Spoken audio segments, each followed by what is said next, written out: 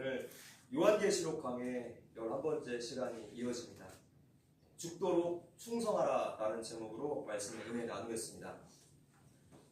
기독교 변증학자 오스기니스는 역사적인 실증을 통해서 서구 사회를 몰락시킨 세 가지의 물결을 주의하라 라고 말했습니다. 첫 번째는 레드웨이브, 즉 공산주의를 말합니다. 두 번째, 블랙웨이브, 이슬람을 말합니다. 세 번째, 레인보우 웨이브, 동성애를 말하죠. 세 가지 모두 다 이 세상을 비정상적으로 파괴시키는 사탄의 사상이자 움직임이라고 할 수 있습니다. 미국도 동성애 이슈로 사회 전체가 큰 병폐를 경험했습니다.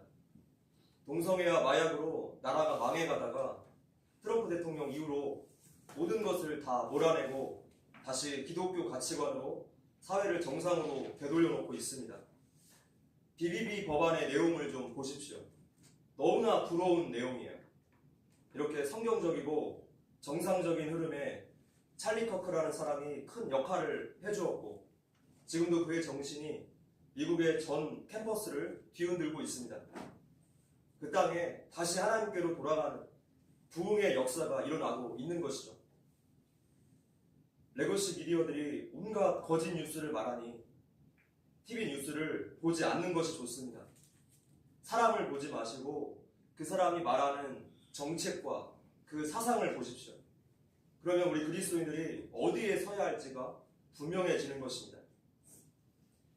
영국은 우리나라와 상황이 비슷합니다. 차이점이 있다면 영국은 지금 이슬람으로 장악이 되었고 우리나라는 중국과 북한의 공산 세력에게 장악되었습니다. 영국은 이제 기독교식으로 기도를 하거나 십자가 목걸이만 걸어도 사회적인 제재와 처벌을 받고 있습니다. 오늘날의 영국 기독교는 마치 1세기 소아시아 교회처럼 핍박을 당하고 있는 것이죠. 우리나라도 지금 공산 세력에게만 신경을 쓰다 보니까 이슬람 세력을 잊고 지냈어요. 전국에 이슬람 사원이 벌써 200개가 있다고 합니다. 우리가 세상에 관심 갖지 않고 침묵하며 그 박해가 점점 더 빨리 가까이 다가올 것입니다. 오늘 본문에 나타난 서문화교회 상황도 그렇고 그들에게 주신 소식도 그랬습니다. 예수님께서 사도 요한을 통해 서문화교회에 두 번째 편지를 보내십니다. 서문화는 황제 숭배의 특징이 있는 곳이었기 때문에 다른 어떤 소아시아 교회보다 더 큰 핍박을 받아야 했습니다. 회당을 중심으로 한 그 유대인들의 세력이 그들을 고발했고 또 그들에게 공격을 받아서 특히 경제적인 부분에서 아주 큰 고통을 당해야 했습니다. 그러나 예수님의 눈에서는 서문화 교회가 너무나 부요한 교회였고 칭찬만 받은 교회 중에 한 곳이 되었습니다. 그래서 서문화 교회를 통해 우리가 본받아야 하는 신앙은 첫 번째로 영원한 천국을 바라보는 부요한 신앙, 두 번째 예수의 이름을 위하여 핍박받는 신앙이었습니다. 여기까지가 지난 시간의 내용이었죠. 우리는 누구의 이름을 위해서 살고 있습니까? 온통 이 땅에서 내 이름을 높이고 내 부를 위한 기복신앙은 아닙니까? 또한 유대인들에 대한 예수님의 평가처럼 자칭 그리스도인이라 하는 자들이 아닌가 우리가 뒤돌아보아야 할 것입니다. 본문 10절을 읽어봅시다. 자, 시작. 너희는 장차 받을 고난을 두려워하지 말라. 볼지어다 마귀가 장차 너희 가운데서 몇 사람을 이겨서 시험을 받게 하리니 너희가 10일 동안 환난을 받으리라. 내가 죽도록 충성하라. 그리하면 내가 생명의 관을 내게 주리라. 아멘. 예전에 저희 교회 권사 취임식이 있었는데 그때 권사님들께 드렸던 두 권의 소책자가 있었습니다. 1세기 그리스도인의 하루 이야기 그리고 1세기 교회 예배 이야기라는 두 권의 짧은 책이었습니다. 당시 1세기 교회 상황들이 굉장히 잘 그려진 책인데 그 당시 성도들의 모습을 생각하면서 본문의 상황을 한번 상상해 보았습니다. 서문화 교인들은 어느 날 집합 명령을 받았습니다. 사도 요한의 편지가 교회에 도착했다는 것이죠. 그래서 한 자리에 모였는데 빈자리가 보이는 거예요. 로마 군인들에게 끌려가서 처형당한 형제들의 바로 그 빈자리였습니다. 매 주일마다 예배를 드리기 위해서 어떨 때는 어떤 가정으로 또는 지하 카타콤으로 모이는데 매주 사람들이 줄어듭니다. 바로 잡혀갔기 때문이죠. 이제 편지를 처음부터 쭉 읽어주시는데 처음에 에베소 교회에게 보내는 편지를 들었고 이제 자기들 차례가 왔습니다. 아, 예수님께서 우리 교회에게 무슨 말씀을 하시려나 궁금했을 거예요. 너희들의 상황을 내가 안다 라는 예수님의 말씀에 큰 위로함을 받아서 펑펑 울었을 것입니다. 이렇게 위로가 있었으니까 이제는 보상과 해결책을 기대했을지 모릅니다. 그런데 반전의 말씀을 주시는 거예요. 내가 그 로마를 멸망시켜버리겠다 라거나 또는 상이 있을 줄 알았는데 이제 본격적인 환란이 시작될 것이다. 이렇게 말씀을 해주십니다. 적들과 힘들게 싸우고 지쳐서 돌아온 병사들에게 더 큰 적들이 올 거니까 다시 나가서 싸우거라 라고 말씀하시는 것과 똑같은 상황이에요. 자, 과연 우리가 그 자리에 있었다면 어떻게 반응했을까요? 아니, 주님이 어떻게 나한테 이럴 수 있냐? 이제 우리 교회는 좀 쉬게 해주시고 다른 교회가 감당하면 되잖아. 그랬지 않았을까요? 서머나 교회에 대한 유대인들의 박해는 아직 끝나지가 않았습니다. 대대적인 핍박이 또다시 올 것임을 예수님께서 예고하십니다. 자, 그런데 두려워하지 말라라고 예수님께서 말씀하세요. 성경에서 두려워하지 말라라고 말씀하시며 그 뒤에 꼭 따라붙는 말씀이 있습니다. 내가 너와 함께하리라. 내가 너와 함께하리라. 이 말씀을 주시는 거예요. 처음이며 마지막이요. 죽었다가 살아나신 이가 함께할 것이니까 두려워하지 말거라 라고 말씀하십니다. 대적들의 생사 여탈권은 그들의 주인인 사탄에게 있는 것이 아니라 교회의 머리 대신 온 세상의 주인 대신 생명의 주인 대신 우리 예수님께 있기 때문입니다. 우리 예수님이 온 세상의 통치자이십니다. 그래서 우리는 몸은 죽여도 영혼은 죽이지 못하는 자들을 두려워하지 말고 몸과 영혼을 능히 지옥에 멸하시는 하나님을 두려워해야 할 것입니다.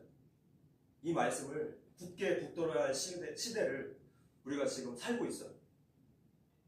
성경은 성도들에게 환난을 면제받게 해주겠다 이렇게 약속한 적이 없습니다. 오히려 너희가 환난과 고통을 받을 것이라고 우리에게 말씀하세요. 성도들에게 고난을 주시되 고난보다 더 큰 은혜도 함께 주시겠다고 말씀하십니다. 그래서 우리의 신앙생활은 결코 핑크빛이 아닙니다. 꽃길이 아니에요. 그런 길은 하나님과 더욱더 멀어져서 멸망으로 가는 지름길이 될 것입니다. 그러나 고난의 길에서 성도는 평탄할 때는 도무지 느끼지 못했던 하나님의 그 강력한 동행하심을 경험하게 돼요. 그것이 우리가 그동안 들어왔던 모든 간증의 내용 아닙니까? 하나님과 아주 강력한 동행의 경험이 있는 성도들은 100%입니다. 고난의 길을 걸어봤던 성도들이에요. 마치 야복강가의 야곱처럼 그 절체절명의 상황에서 울부짖으며 하나님께 살려달라 매달려 본 사람만이 하나님의 이 강력한 동행하심을 경험할 수 있게 됩니다. 고난이 아니고서는 도무지 하나님의 동행하심을 느낄 수가 없는 하나님을 붙잡지를 않는 그 연약한 존재가 바로 우리들이기 때문입니다. 저도 부끄럽고 참 죄송하지만 계엄령 이전에는 나라를 위해서 기도해 본 적이 없습니다. 물론 형식적인 기도는 해봤지만 가슴까지 와닿지는 않았어요. 그런데 이 나라 안의 상황들 또 세계의 상황들을 정확하게 알게 된 이후에는 두려움으로 잠을 못 이뤘습니다. 이 나라와 한국교회를 위한 통곡의 기도가 저절로 나오는 것이죠. 우리 사람은 고통이 아니고서는 도무지 하나님을 간절히 찾지를 않습니다. 우리 성감교회도 어느 때부터인가 이 예배 시간에 나라와 한국교회를 위해서 기도하기 시작하지 않았습니까? 그랬더니 무언가 꽉 막혀있는 것 같던 이 교회에 신기한 일들이 자꾸만 생겨요. 하나님의 나라와 의를 먼저 구하며 모든 것을 채워주시겠다는 말씀이 이 교회를 통해서 이루어지는 것을 보면서 너무나 감사하고 있습니다. 하나님께서 두려워하지 말라라고 말씀하실 때는 그에 걸맞는 도움을 주시겠다는 뜻입니다. 하나님이 함께 하심보다 더 큰 도움이 어디 있겠습니까? 우리 성도에게는 늘 하나님께서 함께 하신다는 사실을 믿어야 합니다. 할렐루야. 아멘. 임마누엘을 우리는 분명히 항상 인식하며 살아야 하겠습니다. 볼지어다 성도들을 옥에 가두는 자들의 배후, 유대인들의 배후가 누구입니까? 바로 악한 영, 사탄이죠. 대적자들의 진짜 배후, 영적인 실체를 보라는 것입니다. 우리 에베소서 말씀 읽어볼게요. 시작. 마귀의 관계를 능히 대적하기 위하여 하나님의 전신갑주를 입으라. 그러므로 하나님의 전신갑주를 취하라. 이는 악한 자의 너희가 능히 대적하고 모든 일을 행하게 서기 위함이라. 우리가 이 진리를 잊지 말아야 합니다. 우리의 싸움은 모든 영역에서 다 영적인 싸움이에요. 영적이 아닌 영역이란 존재하지 않습니다. 그래서 신앙 따로, 생활 따로, 신앙 따로, 정치 따로는 거짓이고 모순인 거죠. 지치고 두려워하는 서문화교회 성도들을 다시 전쟁터로 보내야 하는 예수님의 마음은 마치 십자가의 죽음을 지켜봐야 하는 하늘 아버지의 마음과 같았을 것 같습니다. 예수님이 죽음으로 십자가를 지셔야 구원 사역이 완성될 수 있듯이 서문화 교회가 이 영적인 싸움에서 끝까지 버텨내야지 복음이 전 세계로 전해지는 역할을 감당할 수 있기 때문입니다. 서문화 교회는 그만큼 예수님의 인정을 받는 교회였고 또 믿고 맡길 수 있는 교회, 영적인 싸움에서 승리할 수 있는 믿음의 분량을 가진 교회가 그들밖에는 없었기 때문입니다. 충성하라라는 헬라어는 맡겨진 일을 최선을 다해서 감당하는 신실함을 뜻해요. 맡겨진 일을 최선을 다해 감당하는 신실함. 즉, 이를 믿고 맡길 수 있는 자들에게 예수님께서 지금 이 명령을 내리신 것입니다. 서문화 교회는 예수님께 인정을 받는 교회였습니다. 고린도전서 읽어볼게요. 시작. 사람이 감당할 시험 밖에는 너희가 당한 것이 없나니 오직 하나님을 믿고사 너희가 감당하지 못할 시험 당함을 허락하지 아니하시고 시험 당할 즈음에 또한 피할 길을 내사 너희로 능히 감당하게 하시느니라. 아멘. 하나님은 그 믿음의 분량에 맞게 우리에게 시험을 주세요. 수위를 조절해 주십니다. 내가 감당할 수 없는 시험은 그래서 없는 것이에요. 고난의 강도가 크다며 그만큼 내 믿음의 분량이 크기 때문입니다. 그리고 이 시험을 통과한 다음에는 반드시 믿음의 성장이 있습니다. 이러한 고난의 유익을 기억하시고 고난의 길을 지날 때 하나님을 더욱더 붙잡으시기 바랍니다. 할렐루야. 헬스장에서 운동을 할 때 근육이 커지는 때는 도저히 못 들겠다 싶을 때, 그냥 다 내려놓고 싶을 때, 바로 그때 트레이너가 와서 한두 개를 함께 도와주면서 이제 강제로 시키는데 바로 그때 근육이 커진다고 합니다. 영적인 원리도 이와 똑같아요. 우리의 힘으로 실컷 하다가 힘이 다 빠지면 그때서야 성령님이 역사하시기 시작합니다. 제가 목회 계획을 세우지 않는 이유가 바로 여기에 있습니다. 저도 여기에서 9년간 목회하면서 제 생각과 계획으로 이렇게 저렇게 시도를 안 해봤겠습니까? 번번이 하나님이 막으셨어요. 내 생각대로 되는 일이 하나도 없었습니다. 그래서 지금은 다 내려놓고 오직 기본과 본질로에 충실하자. 하나님보다 앞서지 말자. 이 생각만 하고 있습니다. 고난 가운데 있을 때 우리의 신앙이 성장하고 영적인 근육이 커지기 시작하는데 이것을 경험하기도 전에 포기하고 도망가면 절대로 안 된다는 것이죠. 힘들고 어려우면 어려울수록 우리 성령님을 붙잡고 버티십시오. 드디어 하나님의 역사가 시작돼요. 할렐루야. 아멘. 성도에게 있어서 환난이란 우리가 믿음을 지키고 있다는 증표가 됩니다. 믿음을 지키지 않으며 그냥 세상과 타협하고 살며 예수의 이름 때문에 핍박받는 일은 없을 것입니다. 그런데 그 영혼은 어떻게 될까요?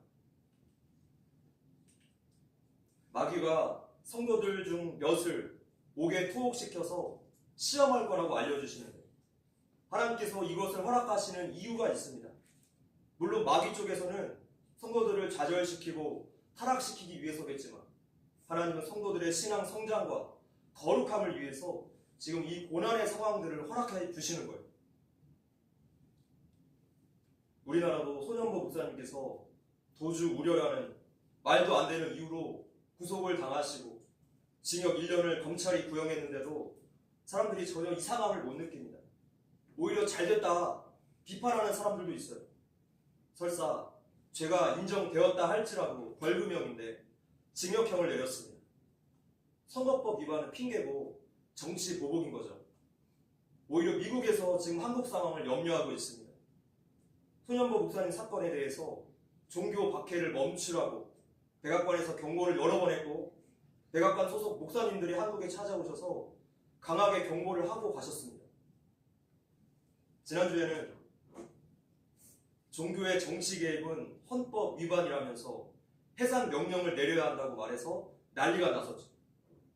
물론 통일교 문제 때문에 그렇게 한 말이겠지만 그 다음은 누구 차례일 것 같습니까? 교회가 입을 다물면 그 다음은 우리 차례예요. 공산주의의 적은 오직 교회밖에 없기 때문이죠. 정교 분리의 원칙을 거꾸로 알고 있는 사람들이 너무나 많습니다. 우리나라 헌법은 미국의 헌법에서 본따 왔는데 정교 분리의 원칙은 미국이라는 나라가 어떻게 세워졌는가 그 탄생 이유와 연관이 깊습니다. 청교도들이 국가의 박해 때문에 신앙의 자유를 찾아서 아메리카 대륙으로 넘어오지 않았습니까? 그래서 자연히 정교 분리의 원칙이 이 헌법에 들어갔습니다.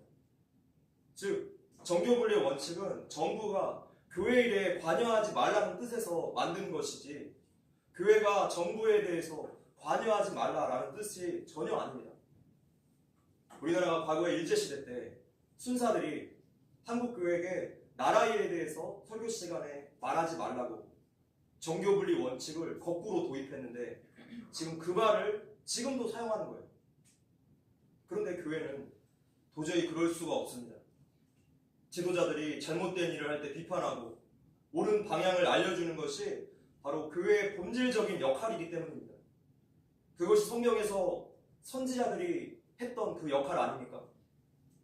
성경은 계속 그 이야기를 하는데도 한국교회는 교회의 정치 참여를 못마땅하게 여기고 또 이상하게 여겨요. 이러한 논리라면 투표도 하면 안 되죠. 투표 행위 자체가 정치 행위이기 때문입니다. 교회 정치 참여는 참으로 성경적입니다. 이 시대 우리들의 교회의 빛의 역할이기 때문입니다. 또 이런 뉴스도 있었습니다. 국가보안법 폐지 법안에 의원 32명 동의, 더불어민주당 16명, 조국혁신당 9명, 진보당 4명, 기복소득당 1명, 사회민주당 1명, 무소속 1명 이렇게 총 32명의 좌파정당 소속의 의원들이 지금 이 법안을 발의했습니다. 간첩을 처벌하는 법을 다 없애자고 말하고 있어요. 북한과 중국 공산당을 이롭게 하는 법안을 계속 우리나라에 발의하고 있습니다. 자, 이래도 그들이 공산주의자들이 아닙니까?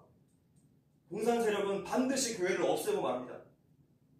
이 시대 우리는 배움에 힘써야 하고 교회의 역할을 분명히 해야 할 것입니다. 분별해야 하고 나라를 위해서 끊임없이 기도해야 합니다. 잘못된 것은 비판하고 성경적인 옳은 길을 제시해야죠. 그것은 우리가 교회이기 때문입니다. 할렐루야. 아멘. 지금의 이 나라의 고통은 하나님이 주신 것이기 때문에 우리 성도들을 깨어나게 하시고 또 회개하게 하시고 하나님을 간절히 찾게 하시려는 목적이 있습니다. 이 목적을 기억해야지 고난 가운데 우리가 잘 견딜 수 있을 것입니다. 아멘. 너희가 10일 동안 환난을 받으리라. 네가 죽도록 충성하라. 서문화 교회에 닥친 환난은 무한정으로 계속되는 것은 아닙니다. 10일 동안이라고 되어 있는데 10은 완전수죠. 충만, 완전을 뜻하기 때문에 10일은 완전한 고통의 기간이라고 해석하면 됩니다. 완전한 고통의 기간.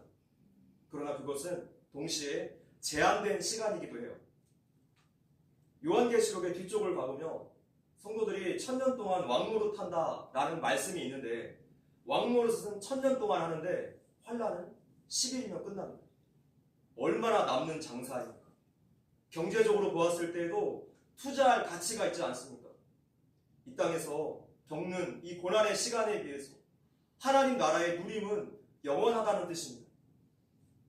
예수님은 서머나 교회가 계속해서 믿음을 신실하게 지켜야 한다라고 말씀하시는데, 도대체 어디까지 신실하게 지켜야 합니까? 바로 죽도록. 이것은 문자 그대로의 뜻입니다. 최선을 다해서, 온 힘을 다해서, 이런 관용적인 표현이 아니라 문자 그대로의 뜻이에요. 예수님께서 십자가에서 죽기까지 순종하신 것처럼 우리 성도들도 죽음에 이르기까지 믿음을 지키라는 말씀입니다. 폴리갑이 화형당할 때 했던 유명한 말이 있습니다. 처형하는 자들이 예수님을 욕하고 너의 생명을 구하라 라고 요구했을 때 폴리갑이 이렇게 말했습니다. 저는 86년간 주님을 섬겼습니다. 그분은 한 번도 저에게 나쁜 일을 하지 않았습니다. 그런데 제가 어떻게 저를 구원하신 저의 왕을 욕할 수 있겠습니까?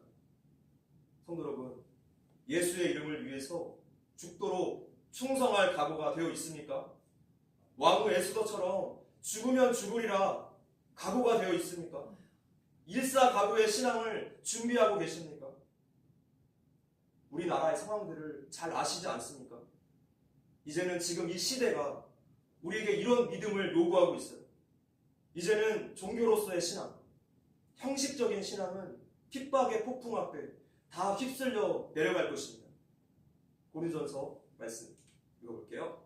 시작. 각 사람의 공적이 나타날 터인데 그날이 공적을 밝히니 이는 불로 나타내고 그 불이 각 사람의 공적이 어떠한 것을 시험할 것이니라. 14절. 만일 누구든지 우리의 새로운 공적이 불을 있으면 사용할 거고 누구든지 그 공적이 불타면 회를 받으니 그러나 자신은 구원을 받되 불 가운데서 받은 것 같으리라.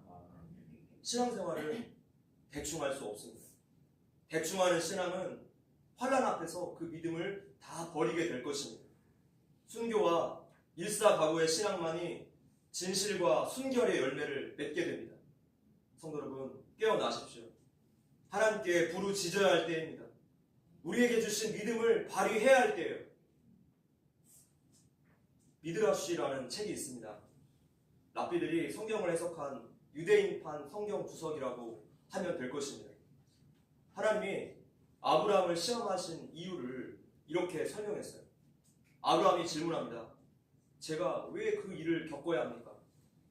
제 충성심을 알아보기 위해서 저를 시험하셨습니까? 아니다.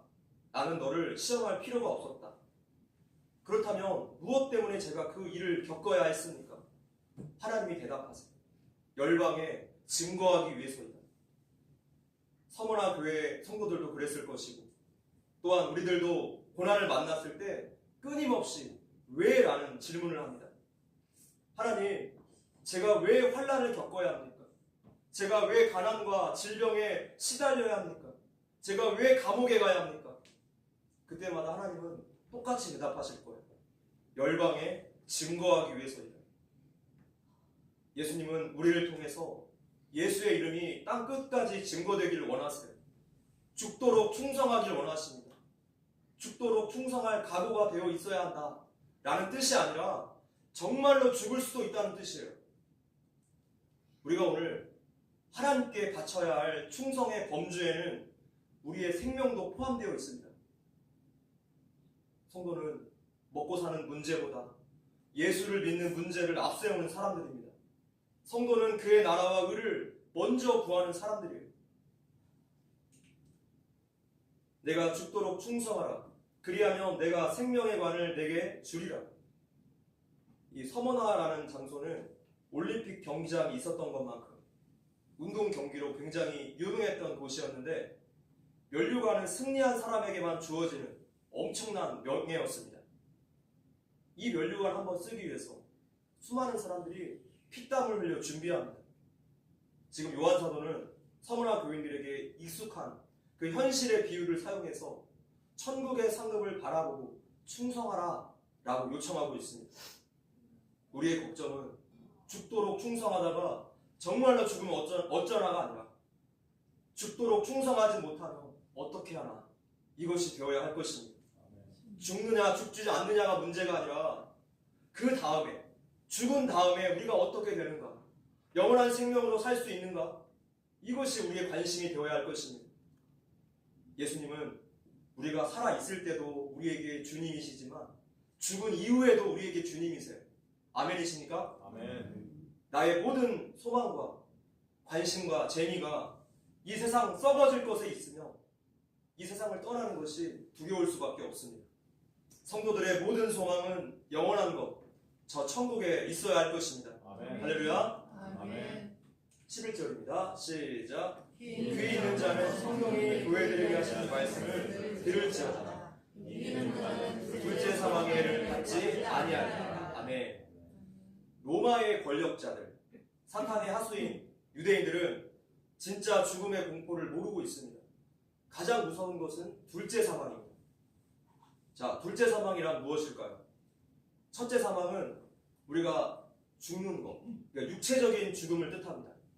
그리고 둘째 사망은 최후의 심판을 통해서 영원히 죽는 것을 뜻해요.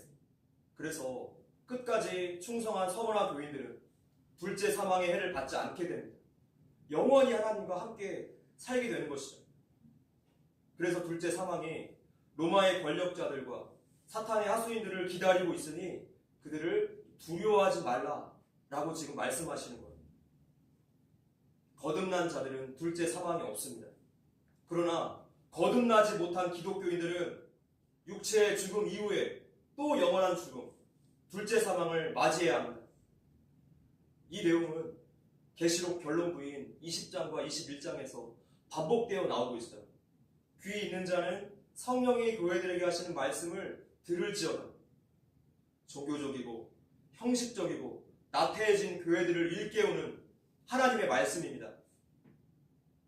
우리는 아직까지는 종교의 자유가 남아있기 때문에 진짜 순교를 각오한 충성은 아니겠지만 각자의 자리에서 예수의 이름 때문에 치르는 대가 지불이 있을 거예요.